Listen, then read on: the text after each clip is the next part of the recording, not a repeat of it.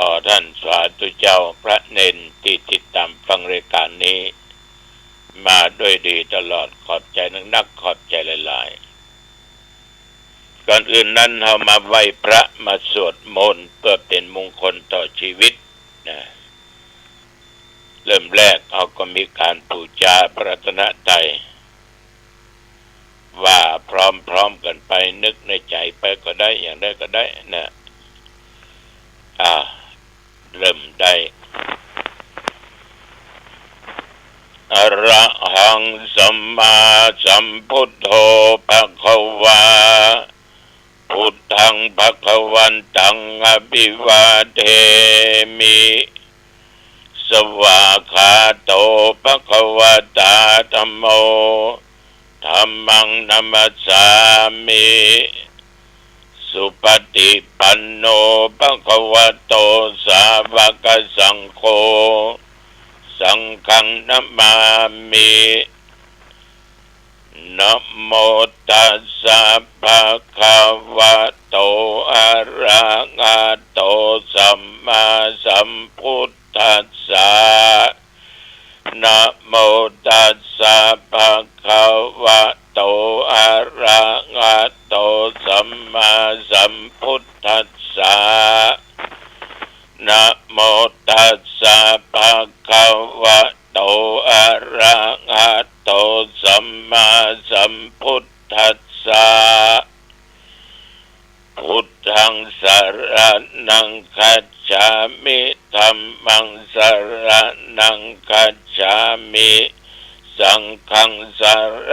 ณังคัจฉามิตุติยัมปิพุทธังสรณังคัจฉามิตุติยัมปิธัมมังสรณังคัจฉามิตุติยัมปิสังฆังสรณังคัจฉามิตติยัมปิพุทธังสรณังคัจฉามิตติยัมปิธัมมังสรณังคัจฉามิตติยัมปิสังฆังสรณังคัจฉามิอิติปิโสภะคะวะอะระหังสัมมาสัมพุทโธวิชชาจารณะสัมปันโนสุขโตโลกวิทูอนุตตโรปุริสัทธัมมสารถิสัทธาเทวมนุษย์สานังพุทโธภควาติยันตุนิมิตตังอวะมังคลัญญาโยจามะนาโปสกุณัสสะสัทโธปะปักกะโหโตโสปินังอากันตังพุทธานุภาเวนะวินาสเมนโตสวากขาโตภควตาธัมโมสันติติโกอากาลิโกเอหิปัสสิโกโอปันนยิโกปัจจตังเวทิตาโพวินยูหิติยันตุนิมิตตังอวะมังคลัญญาโยจามปนาโพสกุณัสสะสัทโธปะปักกะโหโตโสปินังอากันตังธัมมานุภาเวนะวินาสเมนตุสุปฏิปันโนภควโตสาวกสังโฆอุชุปฏิปันโนภควโตสาวกสังโฆยายะปฏิปันโนภควโตสาวกสังโฆสามิจิปฏิปันโนภควโตสาวกสังโฆยะติตังจัตตาริปุริสายุคานิอัตตาปุริสปุคลาเอสะภควโตสาวกสังโฆ อาหุนายโยปาหุนายโยทักขินายโยอัญชลีกรณิโยอนุตตรังปุญญเขตังโลกัสสาติยันตุนิมิตตังอวะมังคลัญญาโยจามนาโพสกุณัสสะสัทโธตาปัคคะโหตุสุปินังอากันตังสังฆานุภาเวนะวินาสเมน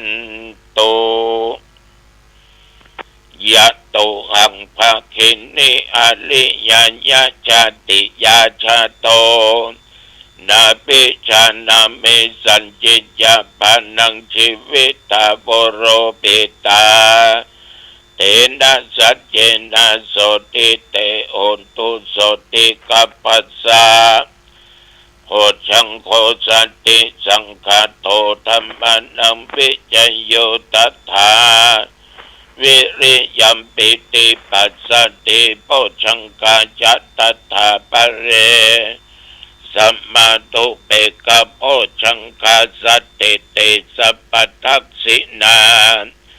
มุนินาสัมมาทัคคตาภวิตาภาอุลิกตาสังวัตตันติอภิญญายานิพพานายาจะโพธิยา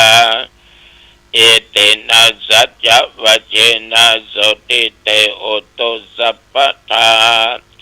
เอกัสสมิงสัมมาเยนะโตโมคคัลลานัญจักกัสสปังคิลาเนตุคิเตติสวาโพชังเกสัตตะเทสัญเยติจัตตังอภินันติตวาโรกามุจิงสุตังคันเนเอเตนะสัจจวัจเจนะโสติเตโอตุสัพพทาเอกทาธัมมราชาปิเขลัญเยนะปิปิริโตจุนดาเทเรนะตัญเยวะปนาเปตวานะสัตรังสัมโมดิตวาจะอภัตตาธัมมาวุตาสิธานะโสเอเตนะสัจจวัจเจนะโสติเตโอตุสัพพทาปะอินาเตจะอภัตตาตินันนัมเปมะเอสินังมัคคะอัตตะกิเลสวะปัตตานุปติธัมมตังเอเตนะสัจจวัจเจนะโสติเตโอตุสัพพทาสักกัตตัวพุทธรัตนังโอสัตถังอุตตัมมังวะลังอิตังเทวมนุสสนังพุทธเตเชนะโสตินา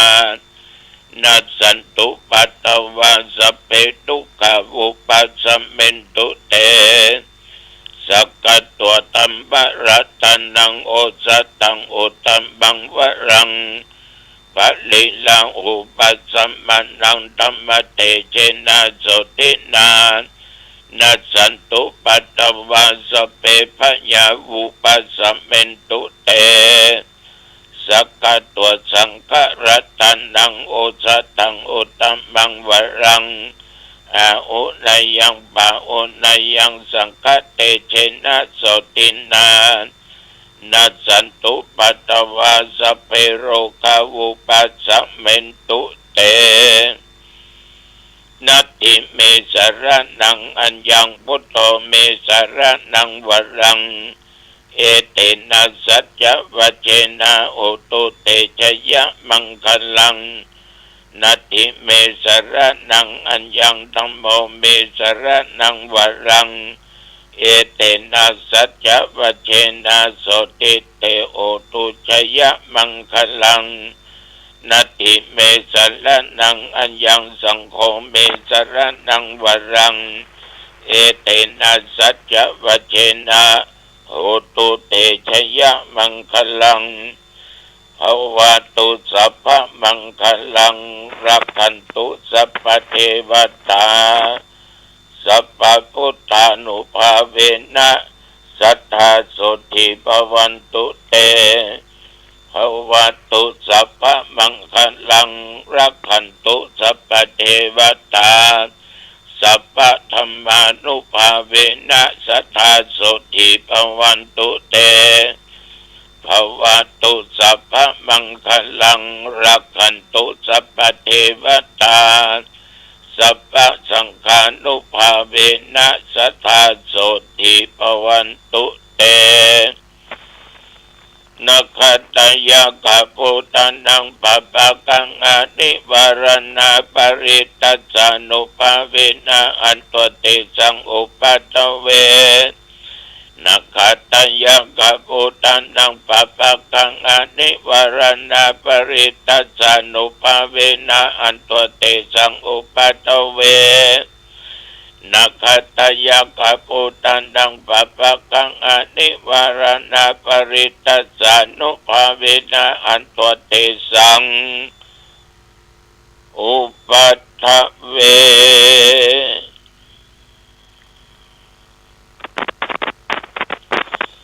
โดยบทพุทธคุณธรรมคุณสังฆคุณ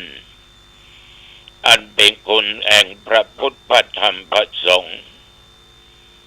บทสาธยายมนต์อันศักดิ์สิทธิ์โดยจิตอันตั้งมั่นอาตมภาพขออำนวยอวยพรของทหารทั้งหลายที่อยู่ชายแดนจงแคล้วคลาดจากภัยพิบัติอันตรายต่างๆนานาอย่าได้มาถูกต้องกาญามีชัยชนะเพื่อเอกราชของชาติไทยอำนวยอวยพรแก่ศรัทธาญาติโยมก็ออกไม่ออกทุกสารทิศที่เป็นมิตรในทางธรรมถ้าหากท่านทั้งหลายได้ตรงโลกาเปียธิบอกว่าอย่างใดก็ตามอย่าบังหายขอบคุณแห่งพระพุทธเจ้าจุตนจุพระองค์คุณแห่งพระธรรมเจ้าคุณแห่งพระสงฆ์ตนมีอิทธิฤทธิ์จงดลบันดาลโรคภัยไข้เจ็บของญาติโยมและตนข้าพเจ้าอันตรธานหายไปมีสุขภาพพละไมอันแข็งแรงดุจดังเดิมปราศจากซึ่งเคราะห์ปีเคราะห์เดือนเคราะห์วันเคราะห์ยามเคราะห์เมื่อลับเมื่อตื่นเคราะห์เมื่อยืนมาเทวเคราะห์เลี้ยวซ้ายและขวาอย่าได้มาถูกต้องกาญานับแต่นี้ไปขอศรัทธาญาติโยมและตนข้าพเจ้าจงประกอบไปด้วยความสุขกายสบายใจประกอบด้วยโชคปีโชคเดือนโชควันโชคยามอายุปีอายุเดือนอายุวันอายุยามสุขกายสบายใจแม่นเดินทางไปเหนือใต้ตรงออกไกลใกล้ขอมีใจมีโชคบิ๊กมาก็กลับมาก็มีโชคมีใจเป็นคนมีสติและปัญญาและจำเริญไปด้วยกิจการงานหน้าที่ต่างๆจำเริญไปด้วยยศถาบรรณาศักดิ์ยิ่งขึ้นไปอายุวันนะสุขะพละพรอันล้ำเลิศอันประเสริฐนี้ก็ขออำนวยอวยพรท่านทั้งหลายอยู่เย็นเป็นสุขเหมือนกันอยู่ผู้ทุกคนเจริญพรกรมอุตุได้บอกตักเตือนบัวลอยสลายไปจะมีลูกใหม่เข้ามาแทนตั้งแต่วันที่6ที่7ที่8ที่9หมดเนี้ยทุกภาคในประเทศไทยบัวลอยก็สาหัสสกันเนาะทำให้คนตายทำให้คนหายทำให้เสียเข้าเสียของแต่ลูกใหม่จะเข้ามาอีกแต่นับตั้งแต่เมื่อตะวันวามาจนถึงปัจจุบันประเดี๋ยวนี้แถวบริเวณวัดหนองตอง และใกล้เคียงบ่มีรายงานว่าฝนตกตะวันนี้ญาติโยมฉันเจ้าแล้วก็นั่งอยู่ที่วัดที่ว่าสักบึดสักเมื่อตุเจ้าประเนนที่เพิ่นจะสอบก็เดินทางมาถึง11 โมงก็สัญญาฉันเพลกันตุเจ้าประเนนประมาณ200 กว่ารูปฉันเพลเสร็จพรเรียบร้อยก็ขึ้นสู่บนวิหารหลวงไหว้พระสวดมนต์เจริญจิตภาวนาแล้วก็อาตมาก็ได้นึกโอวาทเมื่อตะวันนี้ญาติโยมสอบวินัยคือข้อห้ามลูกเน้นฟังโอวาทก็กลับเข้าสู่ห้องสอบตะวันนี้เลิกก่อนเวลาไปเป็นชั่วโมงเพราะเป็นวิชาที่ใจตอบเป็นข้อไป10 ข้อเป็นอันว่างานสอบธรรมนี้ผ่านไปด้วยดีตอนเรียนเย็นมาก็มีคณะกรรมการตัวแทนของภาค7คือหลวงพ่อพระธรรมเสนาบดีมาเยี่ยมมาเยือนมาให้กำลังใจแก่พระสงฆ์องค์เจ้าแก่ลูกเน้นที่สอบธรรมเสร็จเรียบร้อยแล้วเมื่อตะวันนี้ออกพระธรรมทูตในเทศกาลเข้าพรรษานี้เป็นอันหมดเพราะไปทุกตำบลตะวันนี้โยมทั้งหลายตมาเดินทางไปถึงวัดวงเมธาหนองคำท่านญาติโยมอุบาสกบาสิกามากหน้าหลายตาเพราะตำบลขุนคงและศกแม่ข่า2 ตำบลรวมกันมี10 กว่าหมู่บ้านก็นั่งรถก็ไปสู่ในวัดเห็นญาติโยมเตรียมต้อนรับกันก็ดีอกดีใจต่อพอออกไม่ออกเป็นอย่างมากขึ้นวิหารมาก็ปะแม่อุ้ยขันแก้วอินทาเขียวพร้อมกับครอบครัวบ้านไร่ขอร่วมทำบุญที่แม่เป็นแฟนพันธุ์แท้เนอเนาะก็หยิบซองมาถวายขอบคุณนักเนอโยมแม่แล้วก็ยังมีที่แม่วันดีอินทาเขียวนี่ก็ถวายในฐานะเป็นแฟนพันธุ์แท้ตาลปึ้งบอกคำโนบิละแม่จินนันตินะญาติที่ล่วงลับก็ขอบุญกุศลจงประหลอดตึงเข้าสู่วิหารหลวงวัดหนองคงใบพระนพธรรมคือนั่งบนอาสนะหรือบนธรรมาสน์ถึงเวลาเปิ้นก็ฟ้อนกันหน้าวิหารฟ้อนศีล 5ลำศีล 5ท่านนายอำเภอก็ไปกุศลกุเอนกับท่านปลัดอาวุโสนายอำเภอจักรินทร์สิรินทรภูมินี่นะเอาบักขาดไปทุกแห่งเจริญพุทธมนต์ถวายพระพรชัยมงคลก็ไปกุฏิไปกุครั้งพระธรรมทูตออกปฏิบัติงานก็ไปเยี่ยมสนามสอบก็ไปปราลบว่าหลวงพ่อปีหน้านี้ผมจะนำข้าราชการเข้าสอบและศึกษานักธรรมเอาก็ดีใจเนาะขอบคุณท่านนายอำเภอเป็นอย่างมากก็แสดงธรรมไปได้อยู่ประมาณ40 กว่านาทีเล็กน้อยจะมาก็เอวังจบก็มีกิจกรรมอีกเล็กน้อยตอนนั้นก็กลับวัดกลับบ้านพักผ่อนนอนหลับตื่นมาก็เผยแพร่ธรรมอย่างนี้เป็นอาชีพพี่น้องญาติโยมท่านผู้ฟังทั้งหลายชีวิตคนเกิดมาต้องดิ้นรนต้องต่อสู้ถ้าบ่สู้ก็อยู่บ่ได้ชีวิตเดินไปข้างหน้าจะถอยหลังมามันจะตักหงาย ดื้อบะอันก็สุดฉะนั้นการประกอบอาชีพต้องดิ้นรนอัตตสัมมาปณิธิการตั้งตนโดยชอบการงานนั้นต้องเป็นการงานที่ชอบถูกต้องว่านำความเดือดร้อนความหายนะเกิดขึ้นแก่ตัวเองและต่อครอบครัวต่อผู้รอบข้าง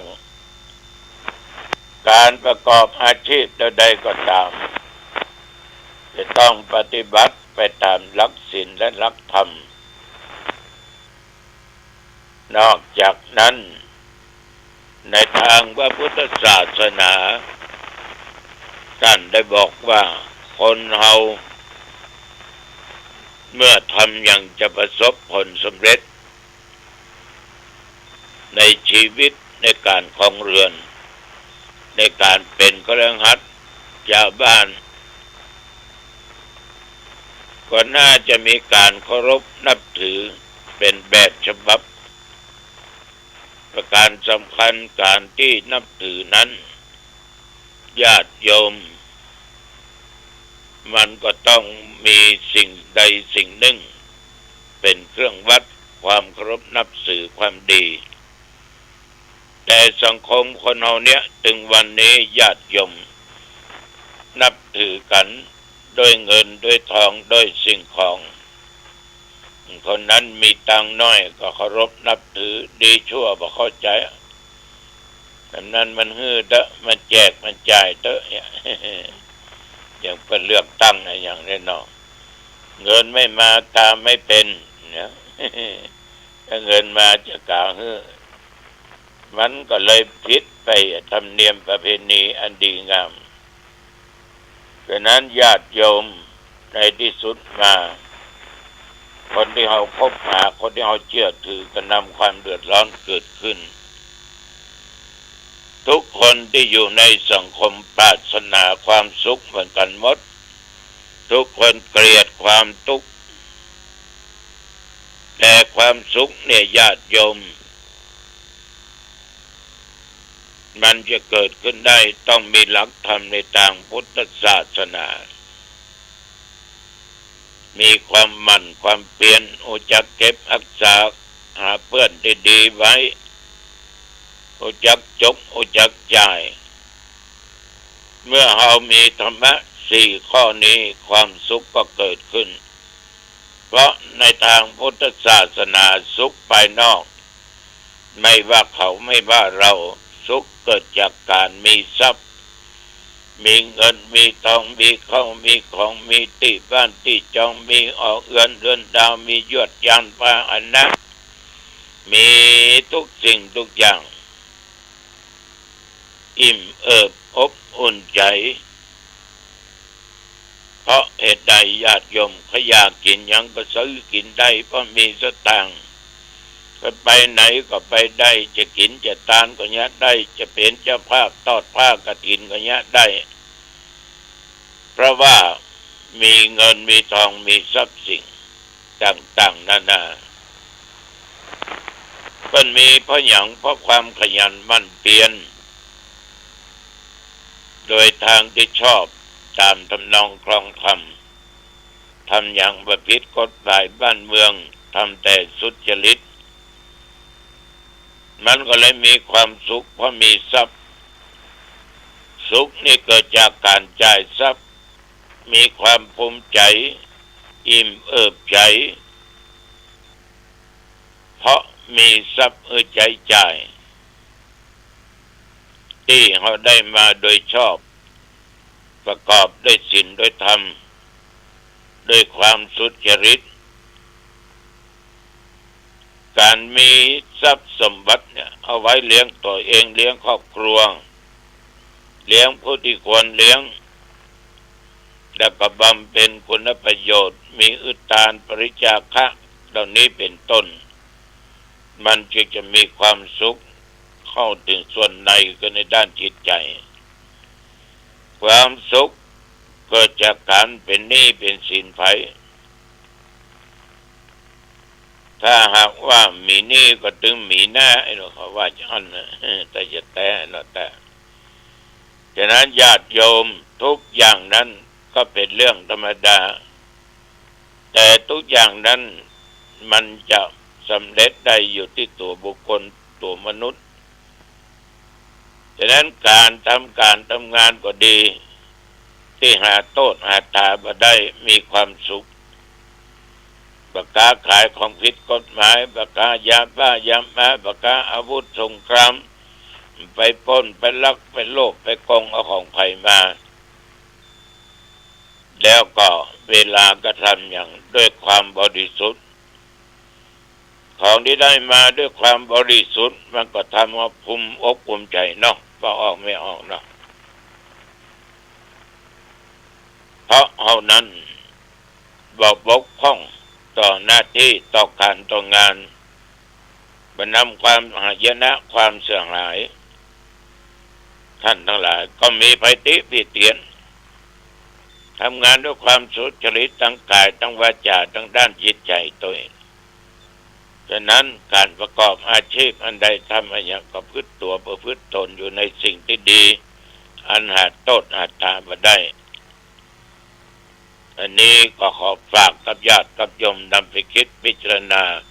สุขเกิดจากการมีทรัพย์สุขเกิดจากการจ่ายทรัพย์สุขเกิดจากการประเป็นหนี้สุขเกิดจากการประพฤติตัวประพฤติตนที่หาโทษหาตาบ่ได้วันนี้ขอฝากไปแค่นี้อายุวันโนสุขขังพลังพบกันใหม่โอกาสหน้าเจริญพร